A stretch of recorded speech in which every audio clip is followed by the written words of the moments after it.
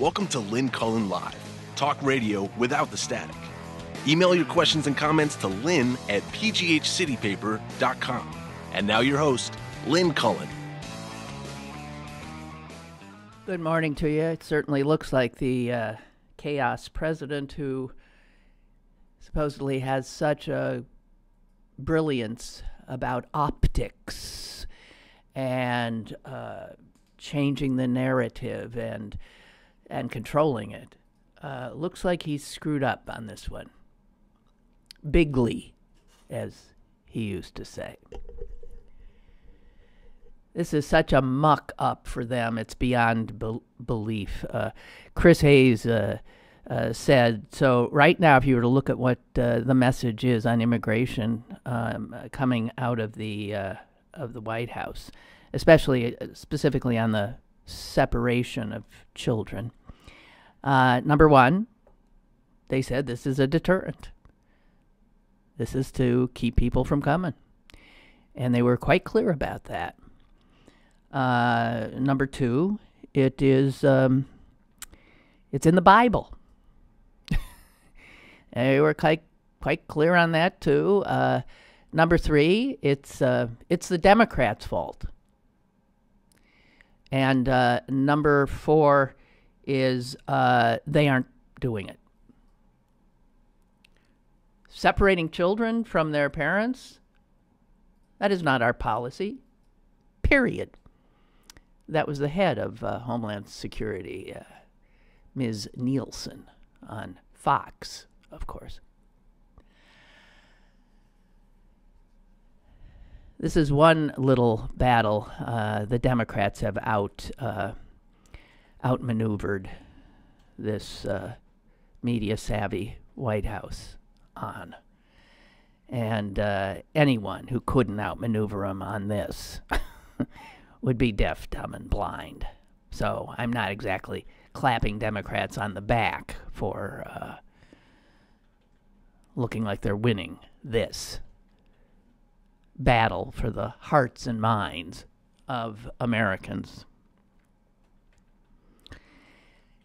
If there are people who are capable of watching the news stories that are now out there, of who have been able to see children being taken from their parents and not feel ashamed for their country, embarrassed, enraged, sick,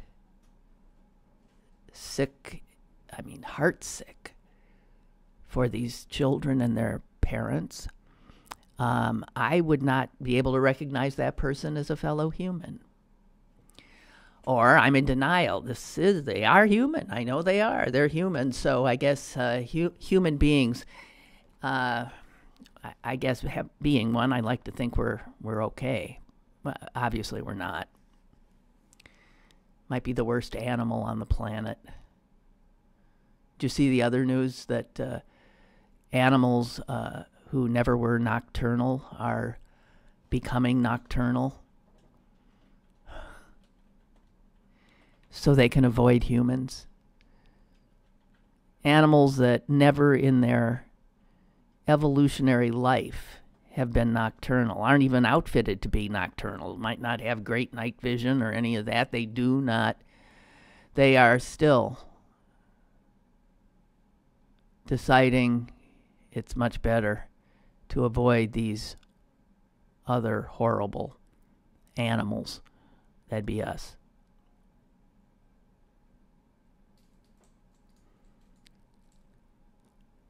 Then there's this piece from the Washington Post. The small shelter along the Texas border to Mexico held 60 beds and a little playground. Rooms were equipped with toys, books, and crayons. To Colleen Kraft, the shelter looked in many ways like a friendly environment for children. But the first child who caught the prominent pediatrician's eye during a recent visit was anything but happy. Inside this room dedicated to toddlers was a little girl no older than 2, screaming and pounding her fists on a mat. A woman tried to give her toys and books to calm her down, but even that worker seemed frustrated, because as much as she wanted to console the little girl, she could not touch, hold, or pick her up to let her know everything would be all right.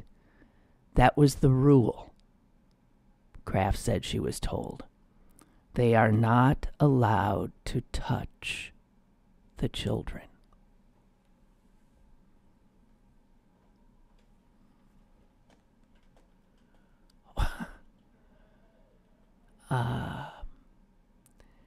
I didn't get much further than that. A crying, no older than 2-year-old child taken from her mom, alone with strangers, and the strangers, there's not even an adult around that can pick her up and comfort her.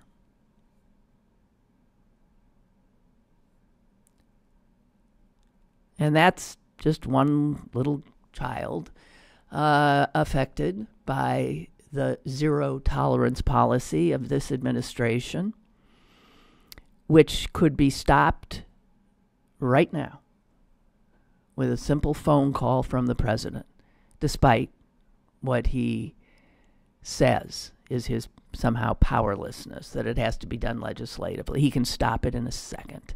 It is a discretionary thing. That discretion. Yeah, this is their idea. They're doing it. Yes, the Obama administration could have done this under the law that exists. Yes, George W. Bush and his presidency could have done this in their discretion. They did not. But under this vile, cruel, I've used the word many times, administration, 2,000 children just in the last 6 weeks. Probably more, because I think that leaves out the last week. Over 2,000 children have been snatched from their parents.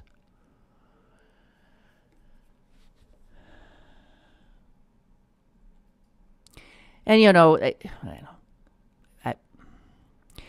any child psychologist will tell you that this is damaging. And it's not just damaging in a fleeting kind of a way. It's the kind of traumatizing incident that can scar a human being for the rest of their lives. It can literally change the way their brain functions. So for that little child sobbing on that plastic mat, surrounded by toys and crayons and all that other stuff, inconsolable and not to be touched.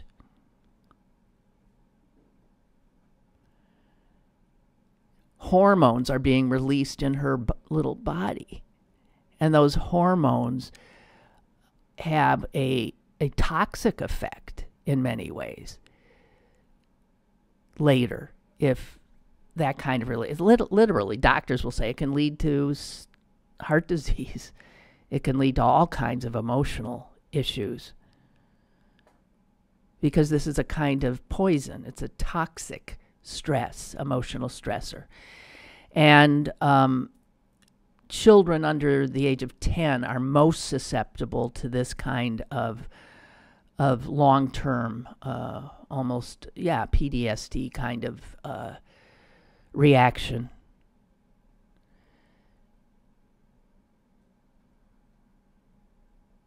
Child psychologist Megan Gunner said, those under 5 years should get us all running around with our hair on fire to get this stopped. So you have, I think it's hundreds of religious organizations of every faith. Christian, Muslim, Jewish, Hindu, Universalists, Baha'i. I'm sorry for people I'm forgetting. I'm sorry. Coming out and saying this is unconscionable. mental health professionals, doctors.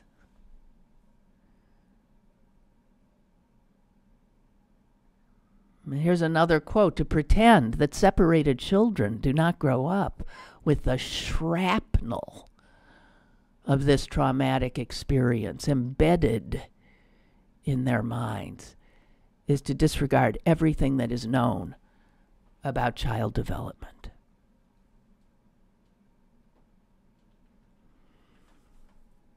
Tent cities they're planning. They're running out of space. Tent cities. My God. The sweet, silent, demure Laura Bush, former First Lady, is beside herself and wrote an opinion piece in the Washington Post.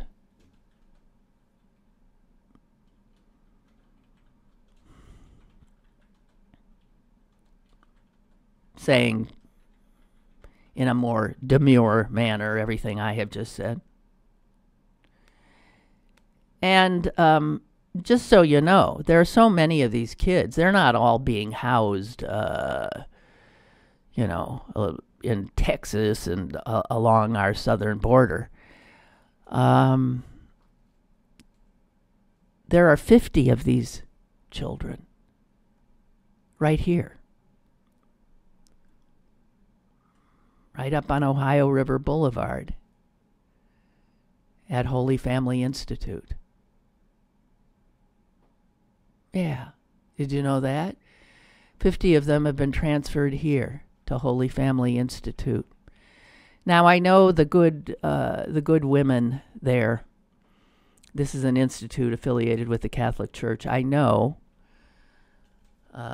that Sister Linda Jankowski, who is the CEO and runs it, is a good woman, and I know that the people there who've had experience, they took in a lot of the Haitian children after the horror of the earthquake there.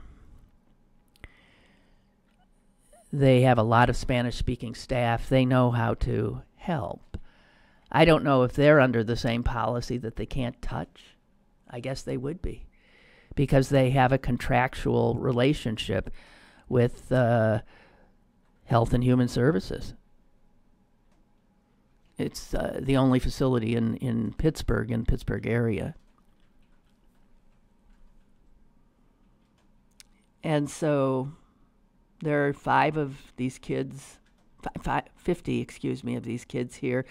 And they will not leave. You know, everybody says they're not in jail, but they cannot leave. That's where they are. There is a, outdoor field for recreation, and they'll have some time out there. But there they are, separated from their mothers, their dads. So. By the way, Bishop Zubik here has just one of untold numbers of Catholic religious leaders who have criticized. I don't know how strong his statement is, but it goes against absolutely everything that Jesus ever taught. I mean, it seems to me that when you look at the Bible, there's certain things that just sort of occur over and over and over and again throughout the first 5 books, and then on through the Christianized books, and over and over, and I constantly we are told to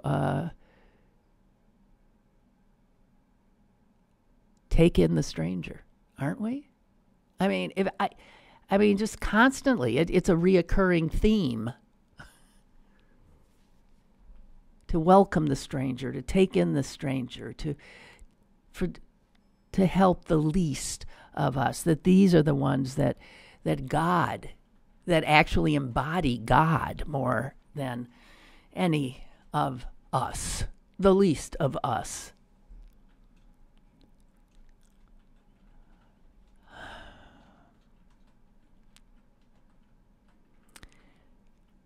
And one of you, Richard, sent me a wonderful link. I still haven't had time to listen to it all, but I want to bring a little information history into this topic. He points us to a podcaster, Malcolm Gladwell.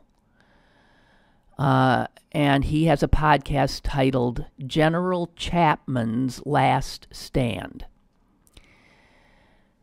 And believe it or not, this is about American history, and this is about American history in regard to immigration, and especially about Mexican immigration. This is something, Mexican immigration to the United States is something that has been extensively studied by academics for a long time. And Princeton, for instance, has a project, an ongoing project called the Mexican Migration Project. And it compiles all kinds of data, facts, remember those. And it shows how the pattern of Mexican immigration into the United States has changed from what used to be called circular migration. That is what it was for most of the history of Mexican migration to the United States. Mexicans would come to the United States, find work, make some money, and go back. They'd go back with their money to their families. And if they needed to, they'd make the trip again and do that. But they didn't want to stay in the United States. They wanted to be with their families, of course. And because it was a circular migration, the net immigration, the people who stayed, was relatively low. The ones coming from our southern border. Now, it's unclear to me when this happened because it isn't in the little piece I have. But the circular migration pattern that had typified the flow of people in want of employment from our southern border, crossing our southern border. It changed because of a Marine Corps commandant named Leonard Chapman. And here is where I'm not clear because I haven't listened to the podcast, which obviously will give me the information I'm lacking to tell you. But Chapman made it his mission to enforce border regulations. And this has to be relatively recently because all of a sudden crossing that border became so difficult, so fraught, so dangerous that these Mexican men, once they got through, were fearful of going back and then making that hazardous trip again. So the circular migration that had been the way it was mostly occurring stopped. And the men who managed to cross the border didn't go back to their families, but they wanted their families. So you would send for them, tell them, it's hard, but you gotta make it. Just give it a shot. and join me. And that's when the women and the children began to come. So these people who never wanted to be American, just wanted to make some money to feed and care for their families, and then return, and they did labor that America wanted done. You know, they did a lot of agricultural work, domestic work, landscape work, all that kind of stuff that is still being done. But when they got enough money, back they went to their wives and their children and their families. And now there was no certainty they could ever do that. The border was too tight. It was all too frightening. And so instead of circular immigration, what we have now is permanent illegal immigrants who had only wanted to be temporary, but that wall now essentially is changed how they have to operate. And this permanent illegal immigrant who in the past would have gone back to Mexico, stayed here, had children here. Those children are now the dreamers. Well, no, the ones who had children here. The kids born here are not dreamers. They're American citizens. But when they called for their families to come join them, and so the families came with infants and 2, 3, 4, 5-year-olds, those are the dreamers who never would have come. And it struck me how policy, we got to get tough on the border security, how policy can create so many unintended consequences. That which seems like a very reasonable thing to do can instead beget a much worse problem, which is exactly what has happened. Things would be much better if we just loosened those barriers down and had some circular migration again, perhaps. But policymakers in our country, and I suppose in most countries, are not known for taking a long view. They're very short-sighted, inevitably short-sighted. They seem to lack imagination. They seem to be incapable of saying, okay, well, let's imagine that this is what we do. What will be the effect? What will be the impact on the people trying to cross, on the people who do manage to cross, on our economy, on blah, blah, blah. Figure it out. Imagine it. And maybe rejigger that policy a little. Don't hold your breath.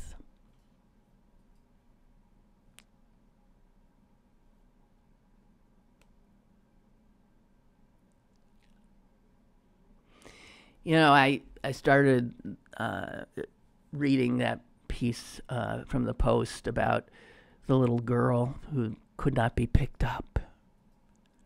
And this doctor, Colleen Kraft was her name, who is, I guess, a very well-known and respected pediatrician, I think. She said in that article, America is better than this.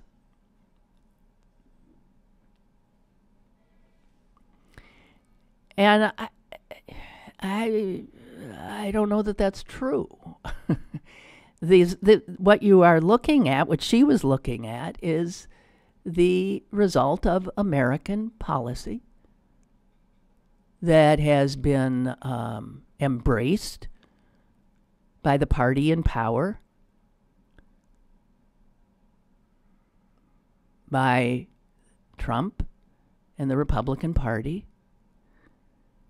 And they are the face of America, largely, now. The president is the representation, the corporeal representation of the country. And so to say America is better than this begs the question, well, then why are we looking at this? I don't think we are, obviously. We want to think we're better than this. And I'm heartened that it took this kind of heart-wrenching scenery to bring Americans out. But I'd like to see more. If anything ever begged for us to be in the streets, it would be this.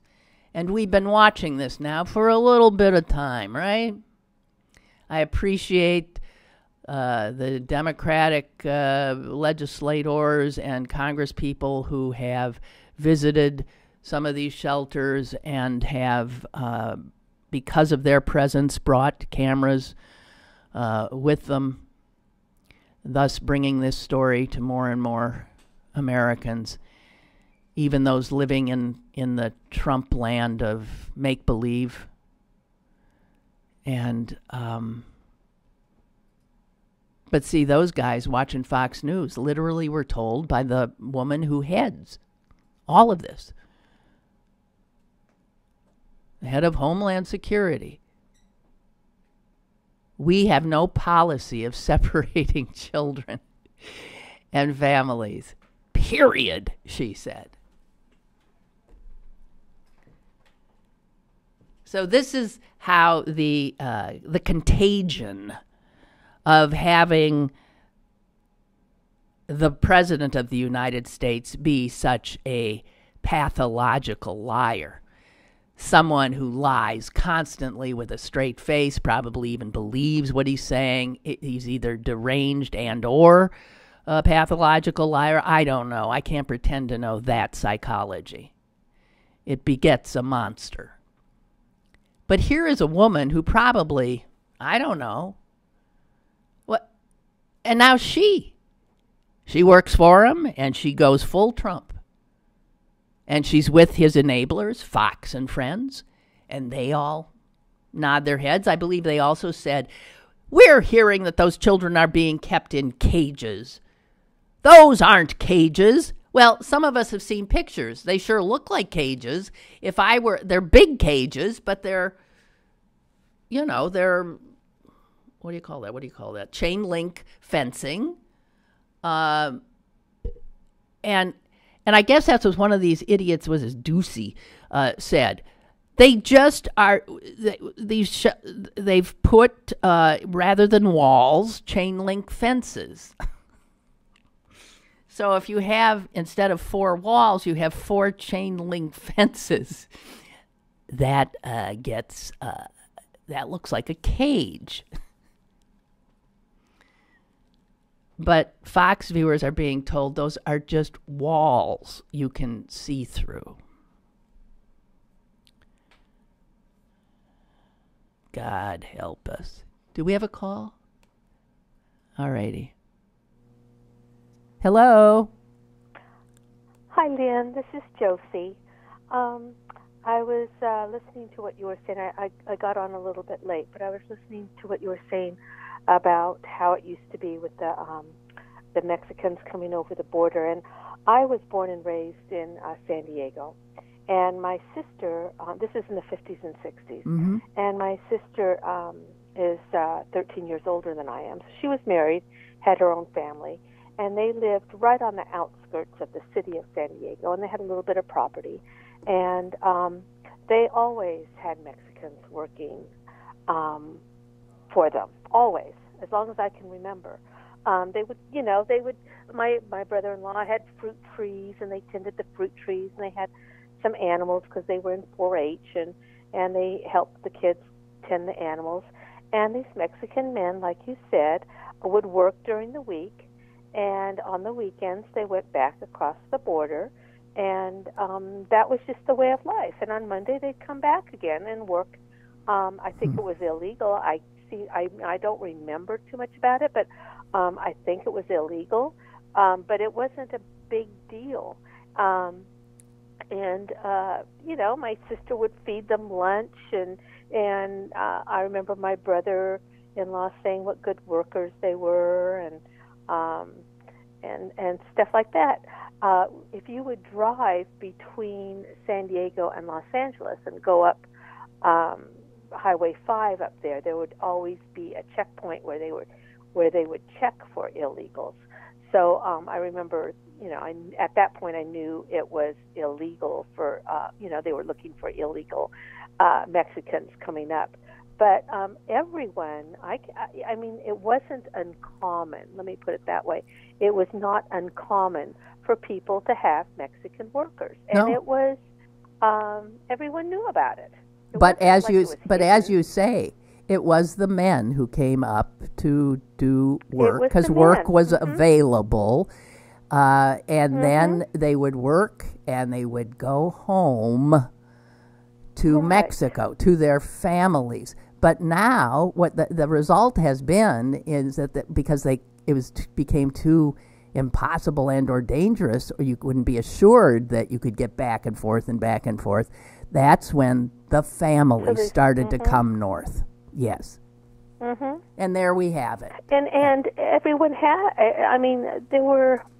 It was very common, and because they were hard workers, and the labor was cheap. Right, I know my brother-in-law didn't pay them a whole heck of a lot, but to them, to their workers, it was a lot of money. And they would, like you said, take it back on the weekends. It was just, they would take it back. Wow. And I remember asking, because I was younger, I remember asking, well, where is so-and-so? Because they were nice guys.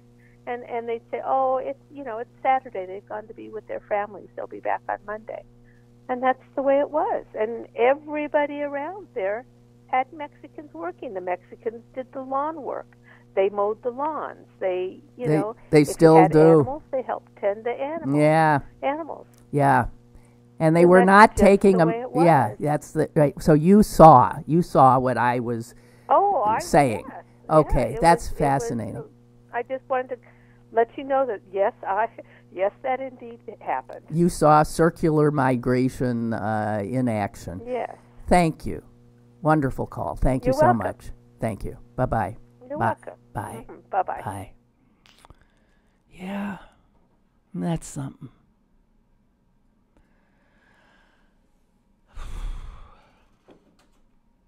So,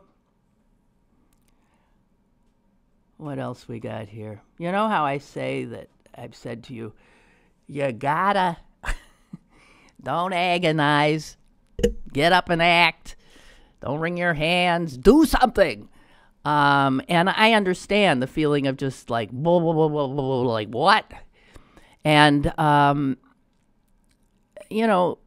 there are plenty of things to do. Even if it doesn't even have to be political, it could be volunteering at a number of charities that deal with the result, the human result of current policy.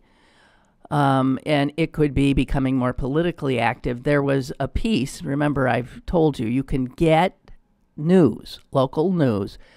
You just have to maybe, in other words, give a little donation to WESA, the station NPR 90.5 FM, which I think if you do listen to it, and you should, it's a marvelous radio station. And then they send you every morning and throughout the day news, and they have so that's one source. And I got this from their post this morning, WESA FM, that the Democratic Party in Pennsylvania is seeing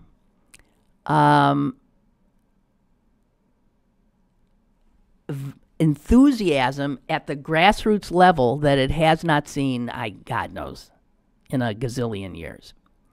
So they specifically talk about Jefferson Hills and Bethel Park, and those are these southern suburbs of Pittsburgh, conservative, though that would be Trump voters mostly, but there's still tons of Democrats out there.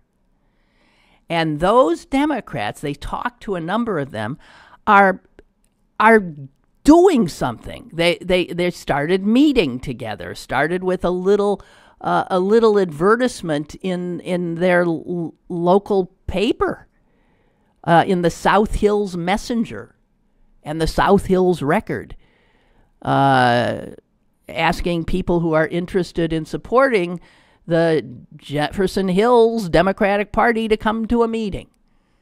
And initially 10 people showed up. And out of those 10, there began to be some activity. And then, lo and behold, some of those people ran for the Democratic Committee. Now they're on the Democratic Committee. And that is the way, if you want to start having an impact, these are people responsible for getting the vote out. That's where it's going to happen. It doesn't happen up there. It happens down here on the streets in your own neighborhood. And if you're not a leader-like person, they need foot soldiers. Be a foot soldier. I'm just saying. It's a very compelling article about how, at a recent meeting in Bethel Park, the Democratic Committee had 50 people there. And I'm looking at a picture of them. And let me tell you something. It's overwhelmingly female.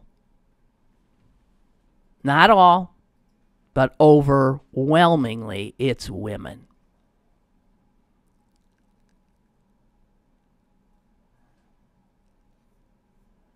If anybody saves this country, it's going to be women and black people. And obviously then the greatest hero is a black woman. They're the ones. That is the strongest demographic group.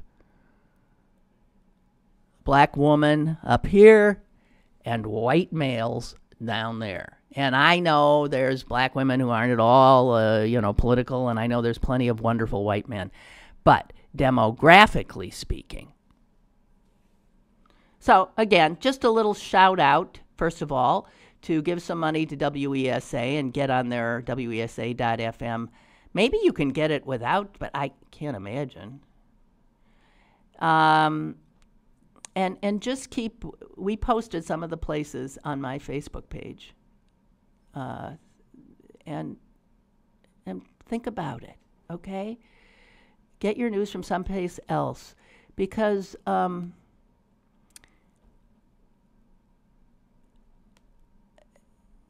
it's really despicable how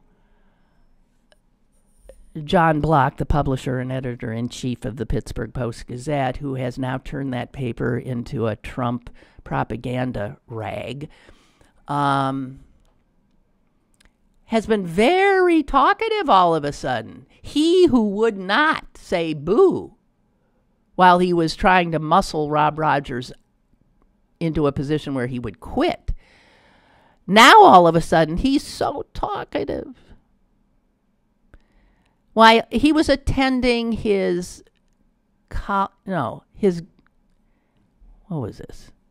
reunion at his private school, Hotchkiss. Is that what it is? Yeah, I think so.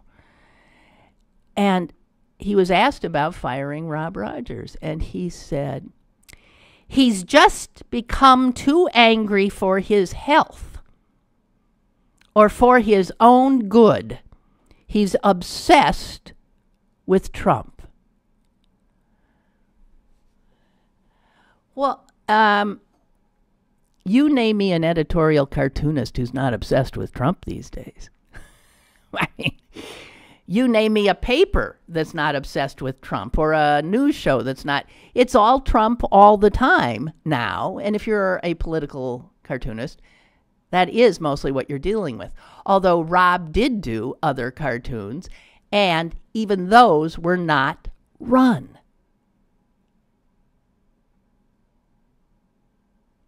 Did it about the NFL. Did one about Roseanne Barr. He did, and they were not run. They were not about Trump. And it's so nice to know that John Block, who just fired Rob Rogers, and thus, I guess he loses his health insurance, so concerned about Rob's health. So I guess he fired him because he wanted him to get healthier. Mind-blowing. So the Post-Gazette is keeping up this sort of slanderous and not truthful account of what happened with Rob.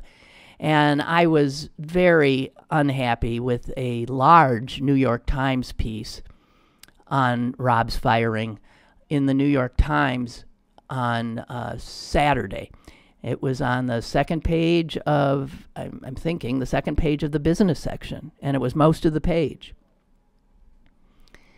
And I swear they quoted Burris and Block telling their lies as much as they did allow Rob to respond. And it was a very kind of tepid piece that if you knew nothing about it, you'd come away saying, well, I don't know. I guess the guy really went over the top. I don't know. So, I mean, name me someone who traffics in political humor, be it Stephen Colbert or Rob Rogers, who isn't obsessed with Donald Trump.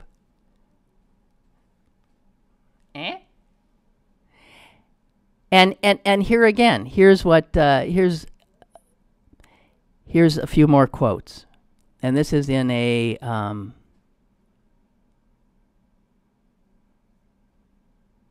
piece from Politico.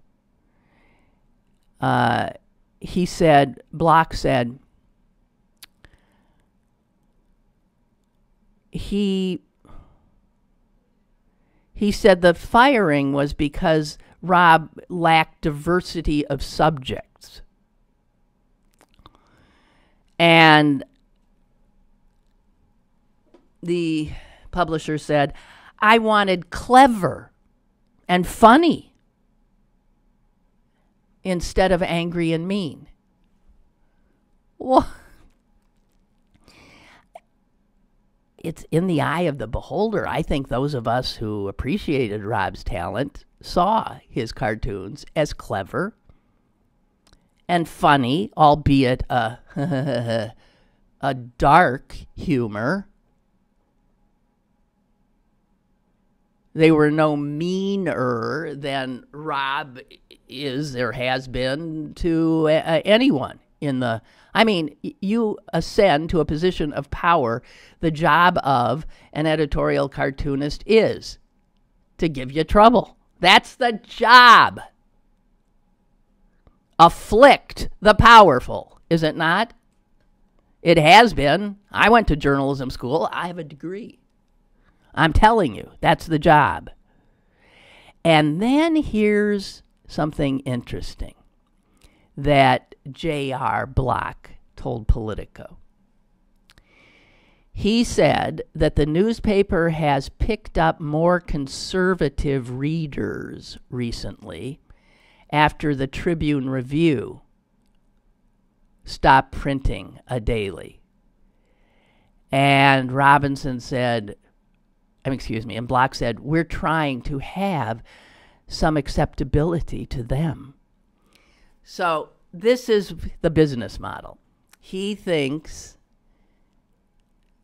that he can, who cares about the liberal Post-Gazette subscribers. They can go to hell. He can make a go of it by attracting former Tribune Review, because that's the paper is now the Tribune Review. Make no mistake. So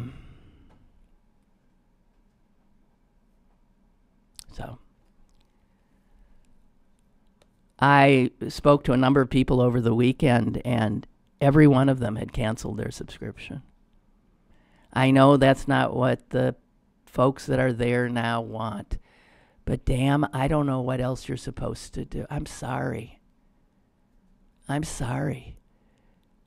Why would I support with my money a publication that makes my skin crawl and that has this power and is now using it in opposition to everything that I care about? As for the news, I can get that elsewhere, and that's where I'm going to go.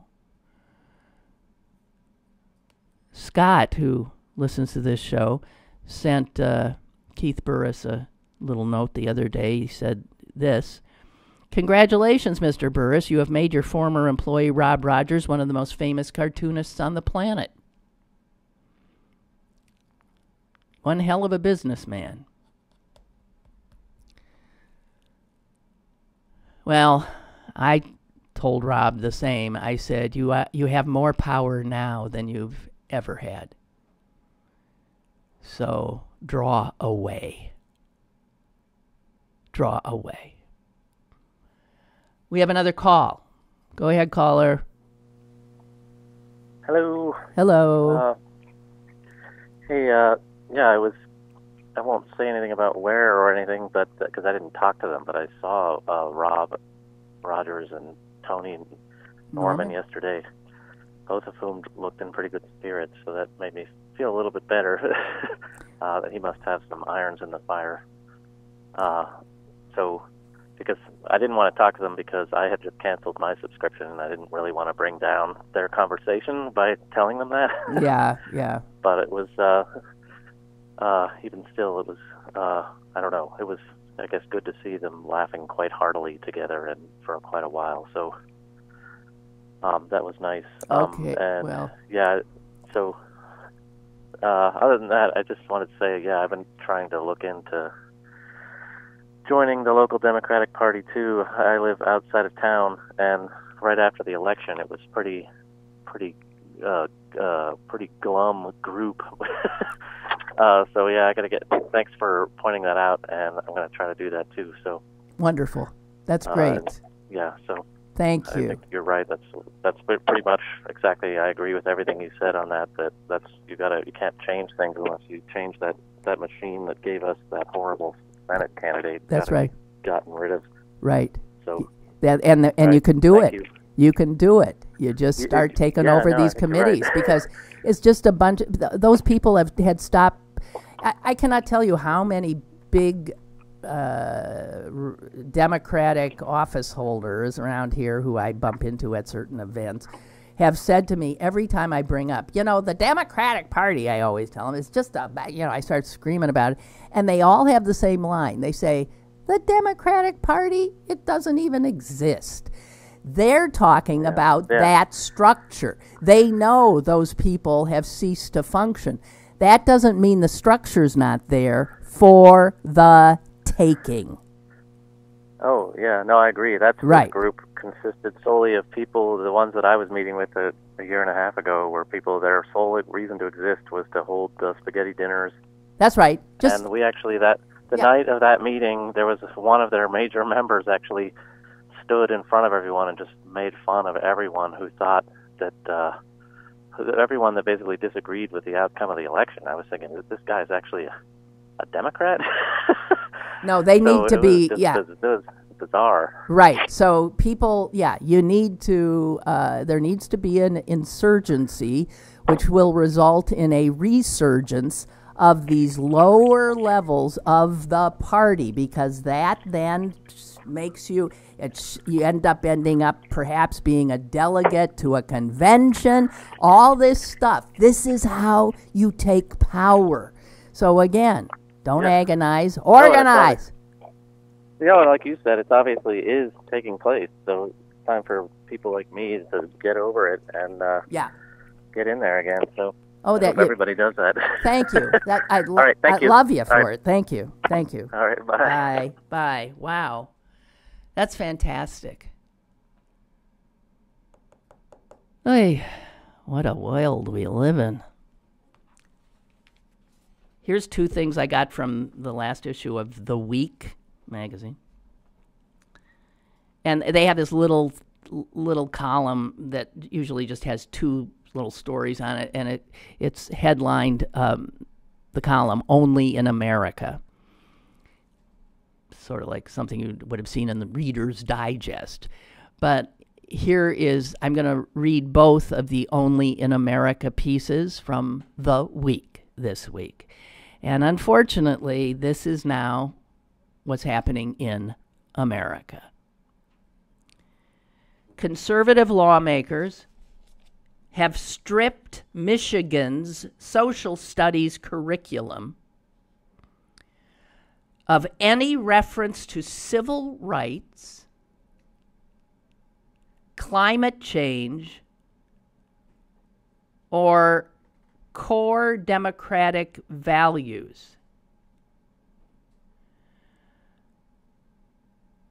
State Senator Patrick Colbeck said these phrases are not politically neutral. Civil rights, climate change, core democratic principles, that's a small d.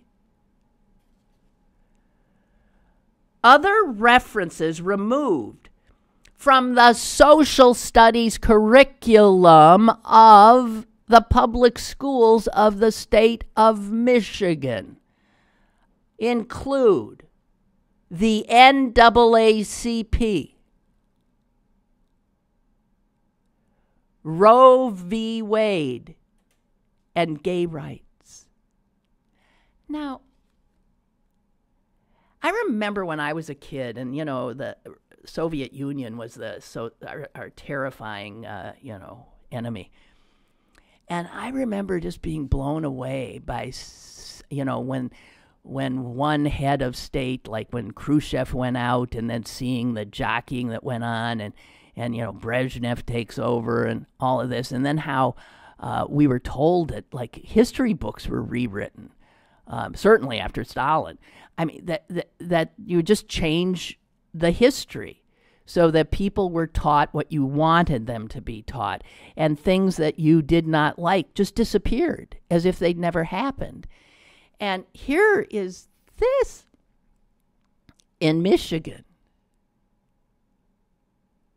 where a child now attending a Michigan school, is, if they have the latest books, or I guess whatever the mandate is for teachers, social studies teachers, how do you talk about, for instance, the history of this country without talking about civil rights, the NAACP?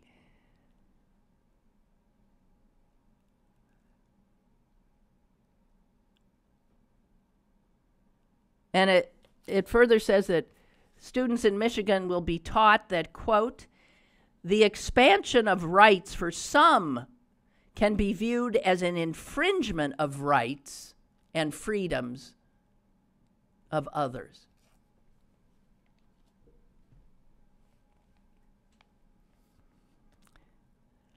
Only in America or the Soviet Union. And here's the other story from Only in America. A Massachusetts school is teaching kindergarten students a new nursery rhyme that includes these lines. Lock down, lock the door. Shut the lights off, say no more. Go behind the desk and hide. I don't know what the next line is, because that's where they have kindergartners learning new. Lock down, lock the door. I remember when somebody pointed out to me that one of the nursery rhymes that I sang out with my friends when I was a child was, and it's still going, ring around the rosy, pocket full of posies, ashes, ashes, we all fall down. That had a very dark beginning, and it was about the bubonic plague.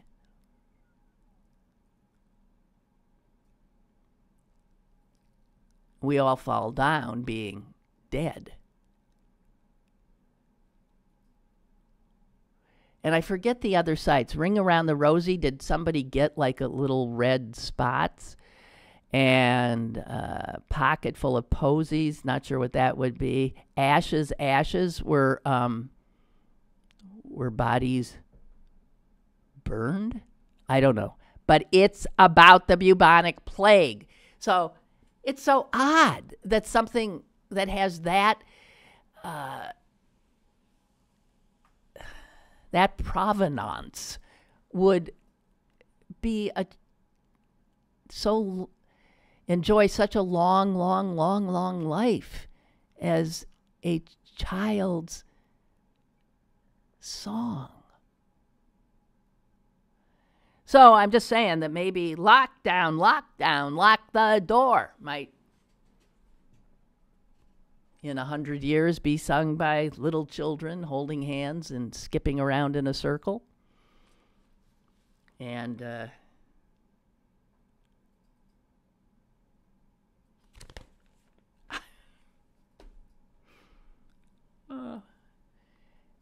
and I will add to the Only in America, and again, this is something from WESA FM, a good source of local information. One, do you know that possessing a condom, more than one condom, can be considered a crime? Listen to this. This is beyond belief. Possessing an instrument of crime under Pennsylvania law, you think refers to what? A gun, a knife, maybe, whatever. But guess what else can be considered an instrument of crime? And this was first reported, by the way, in the Tribune Review. And WESA credits them.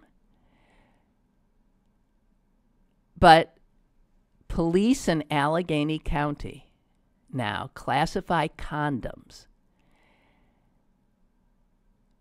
as instruments of crime in cases where they have arrested a prostitute. So, you arrest a sex worker, and you find in the sex worker's purse 7 or 8 condoms. Aha! You are possessing an instrument of crime, and it counts as evidence of that. Counts as evidence of that. Now, realize how insane this is. Since if you are reduced to making money by selling your body, one of the first things you would do to ensure that at least you weren't going to die doing it, maybe, is by insisting your client wear a condom.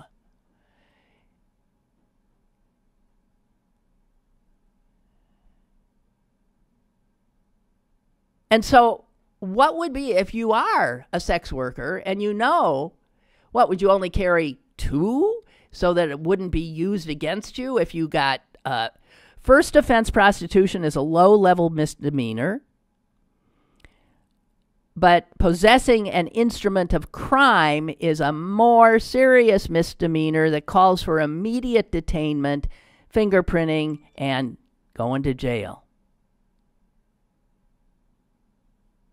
I just want you to say that this is insane.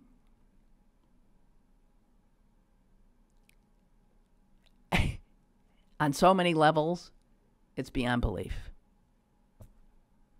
And this could be stopped like that, another phone call, if the district attorney, Stephen Zappala, would let people know we ain't going to do this anymore.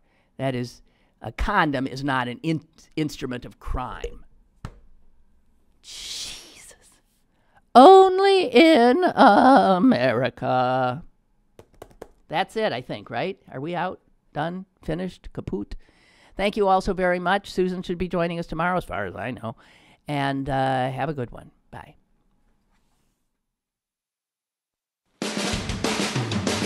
Lynn Cullen Live, Monday through Friday from 10 a.m. to 11 a.m. and archived at pghcitypaper.com. The opinions expressed on Lynn Cullen Live are those of the host and do not necessarily reflect the viewpoints of Pittsburgh City Paper or its advertisers.